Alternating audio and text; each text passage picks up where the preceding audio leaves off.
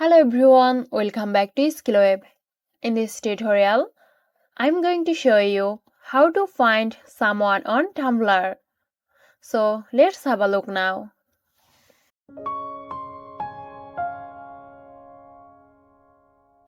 At first, make sure you are logged into your Tumblr account.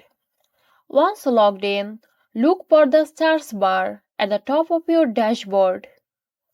Type in the username of the person you are looking for. Tumblr will start suggesting results as you type, so keep an eye out for the right match. Hit enter or click on the suggested results to see the profiles that match the username. Browse through the post, about section, and follow button to confirm if it's the person you are looking for. So, there you have it. Hope you found this video helpful.